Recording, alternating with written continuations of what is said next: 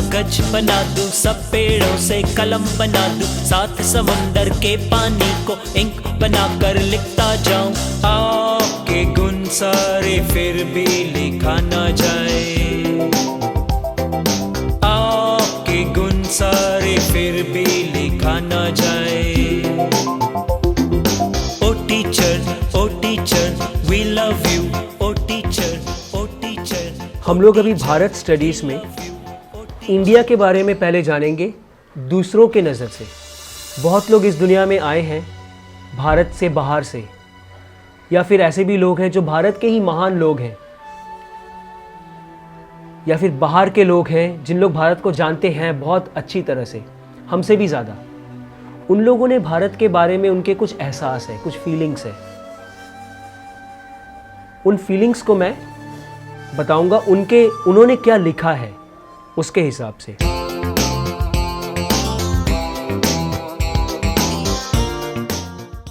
एक आदमी के बारे में जानेंगे जो जर्मन था, लेकिन वो इंग्लैंड में बहुत कुछ किया है।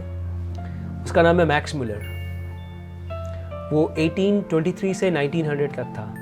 उसने हमारे देश के लिए, देश का बहुत नुकसान भी किया है, देश के तालीम का, पढ़ाई का। लेकिन कितना भी वो ख़राब करे, कितना भी वो ख़राब, लेकिन जो अच्छा चीज़ है उसको ही तो ख़राब कर सकता है। ख़राब को कोई ख़राब नहीं कर सकता है, अच्छे को ही तो ख़राब करने की कोशिश होगी, लेकिन फिर भी कुछ कुछ अच्छा तो निकल जाएगा।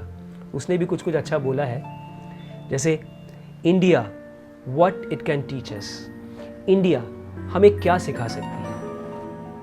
If I were to look over the whole world to find out the country most richly endowed with all the wealth, power and beauty that nature can bestow, in some parts a very paradise on earth, I should point to India. अगर मैं पूरी दुनिया को अगर देखूं, पूरी दुनिया में अगर ढूंढूं ऐसा एक देश जिसमें बहुत दौलत है, हर तरह का दौलत है, शक्ति है हर तरह का, खूबसूरती है हर तरह का, कुदरती, जो कुदरत दे सकता है ऐसा खूबसूरती, कुछ हद से तो मतलब जन्नत का जो खूबसूरती है, वो भी अगर मैं ढूंढूं पूरे दुनिया में, ये सब चीज अगर ढूंढूं पूरे दुनिया में, किसी एक देश में अगर है वो सब चीज, वो है Bharat. If I were asked under what sky the human mind has most developed some of its choicest gift, has most developed, deeply pondered on the greatest problems of life, and has found solution of some of them, which will deserve the attention of even of those who have studied Plato and Kant, I should point to India. प्लेटो और can't बहुत बड़े philosophers थे Greek world के, उसको European लोग बहुत बड़ा मानते हैं। तो ये बोल रहा है जो कि जिसने प्लेटो और कांट को पढ़ा हुआ है, वो भी, वैसे लोग भी, मैक्स मुलर बोल रहा है जो कि अगर मुझे ज़मीन में, आसमान के नीचे कोई ऐसा ज़मीन अगर मुझे ढूंढना है जहाँ पर इंसानी दिमाग जो है उसमें उसको सबसे खास अगर तोहफे मिले हैं इंसानी दिमाग को, और जिस दिमाग ने दुनिया के सबसे बड़े बड़े चीज़ जो दिमाग में जाता है इंसान के, वो अगर ढूंढा है, वो अगर पाया है, हासिल किया है, और उसके जवाब भी उसको मिले हैं। दुनिया में बहुत लोगों के मन में बहुत जिज्ञासाएं होती है ना, ऐसा क्यों, वो क्यों, उसके बारे में अगर किसी ने जाना है और उसका हल भी अगर निकाला है, तो वो इंडिया में ही है, वो भारत में ही है। अगर भले ही उसने प्लेटो पढ़ा हुआ है, तब भी उसे भारत से ही मिलेगा बहुत कुछ। नेक्स्ट उसने लिखा है, and if I were to ask myself from what literature we here in Europe who have been nurtured most exclusively on the thoughts of the Greeks and Romans and of the Semitic race and the Jew may draw that corrective which is most wanted in order to make our inner life more comprehensive, more universal, in fact, a more truly human life.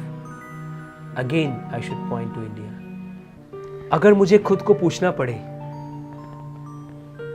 जी कौन सा ऐसा पढ़ाई का चीज़ है, literature है, पढ़ाई की चीज़ को लिटरेचर बोलते हैं ना, ऐसा पढ़ाई का चीज़ है यहाँ पे यूरोप में, क्योंकि वो कभी इंडिया आया नहीं था। मैक्स मुलर, उसने यूरोप में बैठ के ही पढ़ाई किया है इंडिया के बारे में। यूरोप में ऐसा कौन सा लिटरेचर है जिसके अंदर Greek, Roman, Semitic race, Jews, इन सब का, ये सब में जो है वो उसमें भी है, सब में अलग अलग है ना, वो सब चीज उसमें है जो हमारे इनर लाइफ को, हमारे अंदरूनी जो जिंदगी है, हमारा जो सोल है, उसको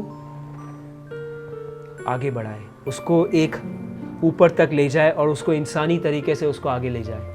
तो हमें फिर से इंडिया की तरफ पॉइंट आउट करना पड़ेगा।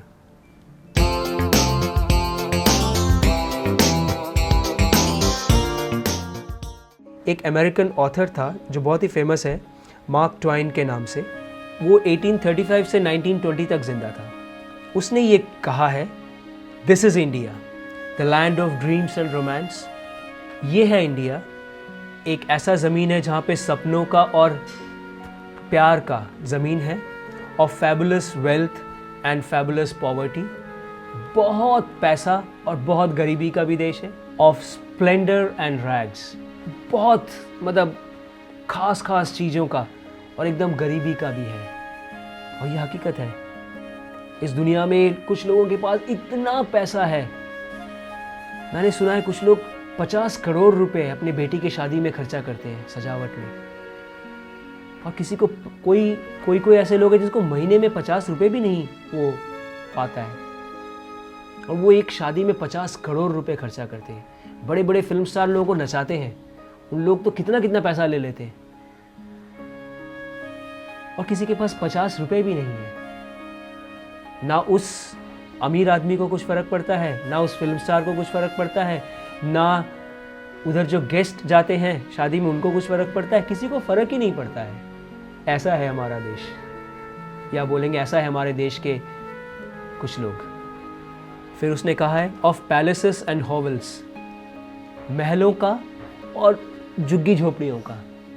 कहीं तो इतना महल है, कलकत्ता बोलते हैं, Kolkata is the city of palaces. इतने पैलेस है, इतने महल है कोलकाता में, और कोलकाता में इतने गरीब भी हैं। तो ये जो एक कॉन्ट्रास्ट है, उसने मार्क ट्वाइन ने एक कॉन्ट्रास्ट को बताया है, ऑफ फेमिन एंड पेस्टिलेंस। कहीं पर तो खाने को नहीं है और कहीं इतना खाना है जो कि खाना बर्बाद हो रहा है। Of genii and the jinns and Aladdin lamps, Aladdin का lamp, genii, jinns. Of tigers and elephants, cobras and the jungle. Tigers है, एलिफेंट्स है, कोबराज है, जंगल है। The country of 100 nations and 100 tongues. एक ही देश में 100 देश है, समझ रहे हो? एक ही देश के अंदर 100 देश है। बंगाल भी एक अलग से है, बिहार अलग से है, झारखंड अलग से है, सब एक एक देश के जैसे हैं। सबका सब कुछ अलग अलग है, उनका रहन सहन, खाना पीना, बात सब कुछ अलग है। तो लगता है एक ही देश में 100 देश है, एक ही देश में 100 जुबानें हैं। बंगाल के लोग बंगाली में ही बात कर रहे हैं, बिहार के लोग भोजपुरी में बात कर रहे हैं, ऐसे। ऑफ 1000 एंड 2 million गॉड, उसके हिसाब से उसने जैसे देखा उसने बताया, क्योंकि बहुत सारे मज़हब हैं, अलग अलग तरीके के लोग अलग अलग तरीके की चीज़ को मानते हैं। जैसे रामकृष्ण थे, उन्होंने कहा जो तो मौत तो पौत, जितने लोग हैं उतने ही रास्ते हो सकते हैं, मेन चीज़ तो पहुंचना है। और बहुत सारे भगवान देवी देवताओं की मूर्तियां हैं। The cradle of human race, इंसान का जन्मभूमि है, जहाँ से इंसान बना है और बन के पूरे दुनिया में फैला है।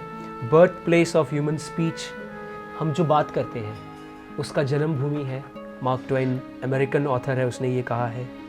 देखो, कोई एक बड़ा आदमी जब कोई चीज़ कहता है वो ऐसे ही नहीं कहता है, वो उसको मानता है, इतना पढ़ा है उसने, इतना मानता है जो कि वो कह भी सकता है। हम लोग बहुत कुछ मानते हैं, बहुत कुछ पढ़े हैं, लेकिन इतने दम के साथ नहीं कह सकते हैं। तो अगर कह रहे हैं तो सोचो हम कितना मानते हैं उस चीज़ को, कितना हमारे अंदर उस चीज़ का दम है। मदर ऑफ हिस्ट्री, तारीख का माँ, क्योंकि अगर हमारे देश के अगर वेद पुराणों को पढ़ोगे तो तुम्हें हिस्ट्री माने 19 बिलियन ईयर्स का हिस्ट्री तुम्हें मालूम चल सकता है। 200 करोड़ सालों का हिस्ट्री तुम्हें मालूम चल सकता है, तो मदर ऑफ हिस्ट्री है, grand mother of legend. Legends जो है, अलग अलग लेजेंड्स जो है, उसकी grand mother, whose yesterdays bear date with the moldering antiquities of the rest of the nations। पूरे दुनिया में जितने नेशंस हैं, सब नेशंस का कुछ ना कुछ उसके कल में रह चुका है, इस तरह से हम इसको बोल सकते हैं। The one sole country under the sun that is endowed with an imperishable interest। एक ही देश है पूरे दुनिया में जिसके हर एक इंसान में ना एक बहुत जिज्ञासा है, उसके अंदर ना बहुत जानने का जिज्ञासा है। यहाँ पे तुम देखो, मैंने देखा है जो कंडक्टर भी होता है, बस में जो कंडक्टर है, शायद वो कभी पढ़ा लिखा इतना है भी नहीं, वो जब बात करता है इतना अच्छा बात करता है, इतना बड़ा बात करता है, मतलब उसने बात किया है ऐसा, अपने घर में बात करता है, ऐसा नहीं है जो वो गरीब है या इतना पढ़ा लिखा नहीं है तो वो मूर्ख है, ऐसा नहीं है। उसके मन में कुछ अच्छाई जानने का शौक़ है।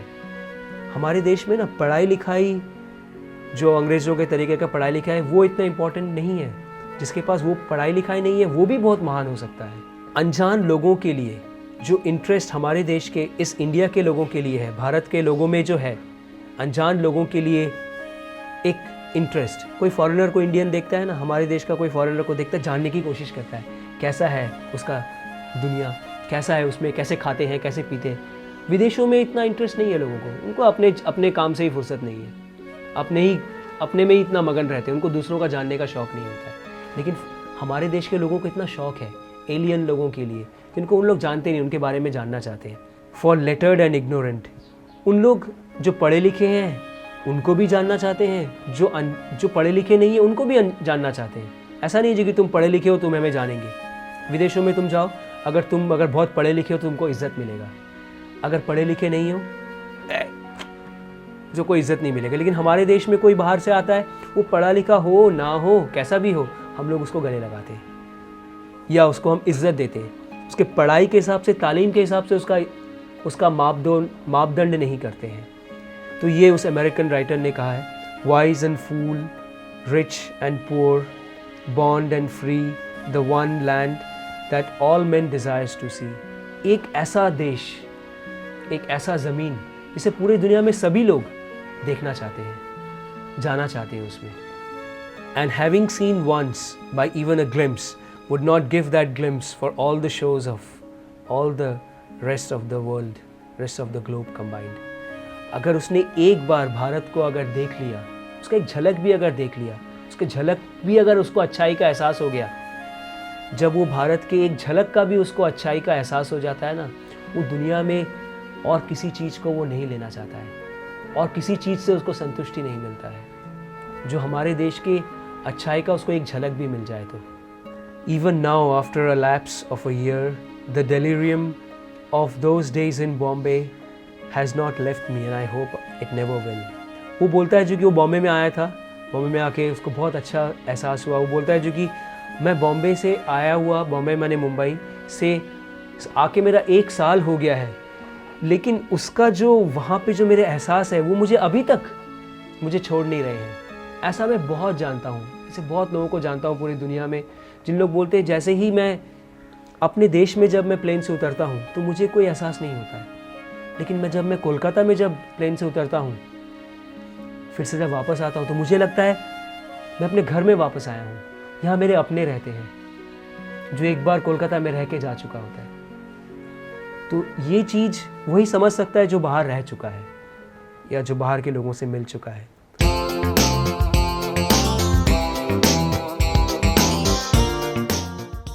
एक फ्रेंच फिलोसोफर था विक्टर क्यूजिन के नाम से। वो 1792 से 1867 तक दुनिया में था। उसने भारत के बारे में क्या लिखा है?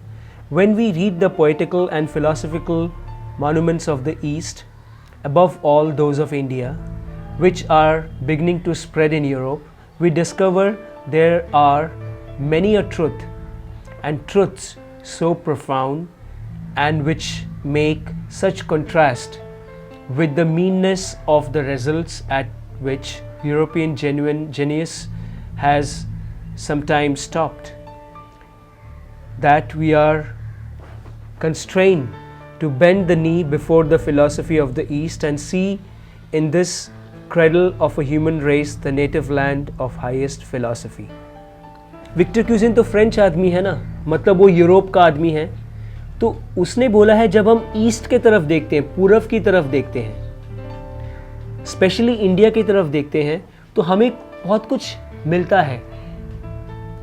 हम लोग वहाँ पे बहुत सारे ऐसे हमें सच दिखते हैं जो बहुत ही खास है, और वो यूरोपियन जो खास है, यूरोपियन खास और ईस्ट के स्पेशली इंडिया के, भारत के जो खास है,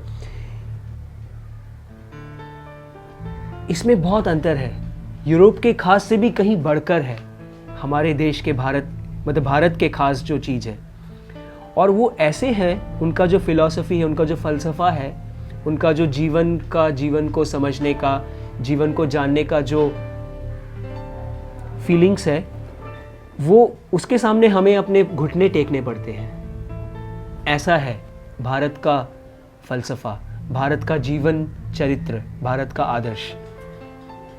और हम उसमें इंसानियत का जन्म का, इंसानियत का जहाँ पे जो दोलना होता है, जिसमें बच्चा जब जन्म लेता है, वो हम देखते हैं। मतलब यहाँ से ही शायद इंसानियत पूरे दुनिया में गया होगा।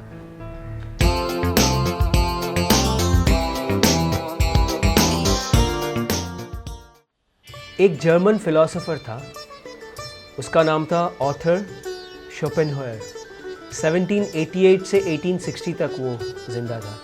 उसने ये बोला है, in the whole world there is no study so beneficial and so elevating as that of the Upanishads. पूरे दुनिया में उसने इतना फ़लसफ़ा पढ़ा है दुनिया का, उसने बोला है, जो कि पूरे दुनिया में कोई भी ऐसा पढ़ाई इतना लाभदायक और इतना मन को उठाने वाला नहीं है जैसा कि उपनिषद है।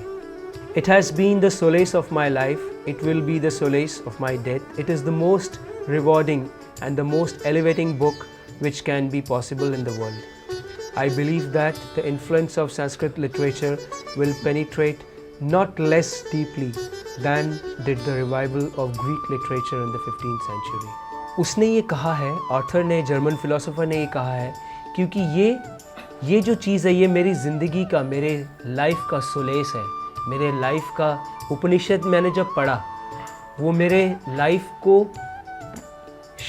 लाइफ में शांति देने वाला, मेरे चित्त को शांत करने वाला है। इतना वो मुझे ज़िंदगी में दिया, इतना मुझे मतलब बेनिफिशियल था मेरे लिए, वो इतना रिवॉर्डिंग था। ये मेरे ज़िंदगी का सोलेस था, और ये शायद मेरे मौत का भी सोलेस होगा, मेरे मौत को भी शांति देगा। ये किसी भी बुक से, पूरे दुनिया में कोई भी बुक है, उससे ज़्यादा देने वाला है और एलिवेट करने वाला है, आगे बढ़ाने वाला है। मैं ये सोचता हूँ, ये उसका कहना है, जर्मन फिलोसोफर का। मैं ये मानता हूँ, जो संस्कृत का जो इन्फ्लुएंस है, संस्कृत जो दे सकता है, वो बहुत ही गहराई से इंसानों के अंदर एक दिन जाएगा। जिस तरह से 15th सेंचुरी में ग्रीक लिटरेचर गया था, उसी तरह से बहुत गहराई से हम लोगों के अंदर जाएगा। यूरोप के बारे में उसने बोला।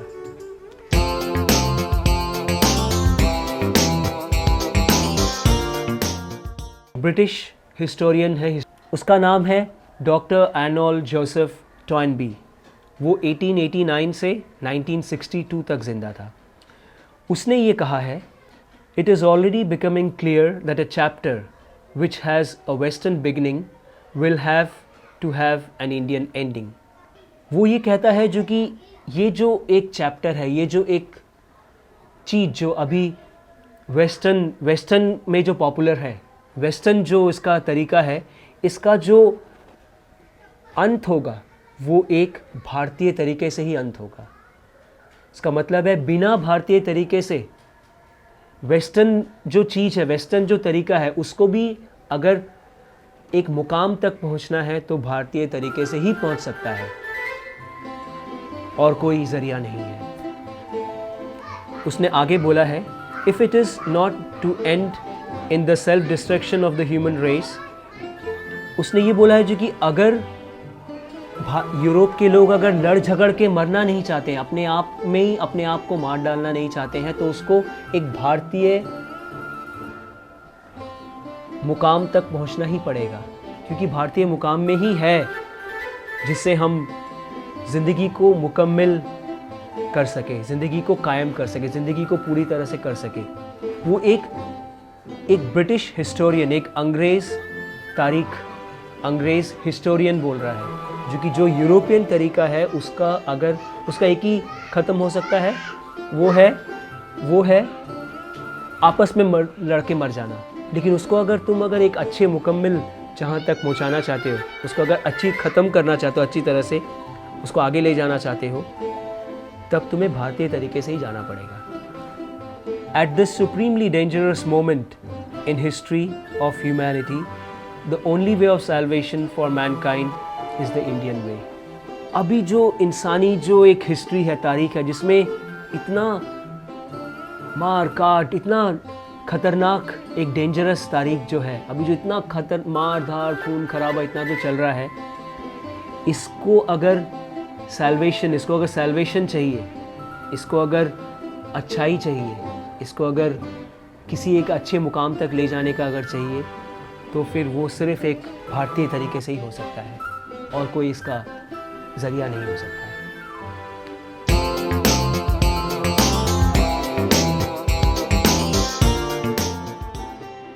एक चाइनीज़ आदमी था जो यूएसए में चाइना का एम्बेसडर था, उसका नाम था हु शिश। वो 1891 से 1962 तक जिंदा था। उसने ये बोला है, India conquered and dominated China culturally for 20 centuries without ever having to send a single soldier across her border. उसने ये कहा है जो कि भारत ने चीन के ऊपर 20 सेंचुरीज तक, एक सेंचुरी में 100 साल होते हैं ना, 100 साल तक, माने 2000 साल तक चाइना के ऊपर सामाजिक तौर पर राज किया, बिना एक सिपाही भेजे।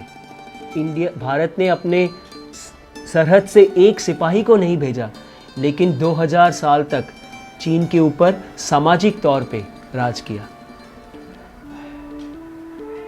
क्योंकि जो बुद्धिज़्म गया है और भी जो वहाँ पे रिलीजन्स है, वो सब इसी से गया है, भारत से ही गया है।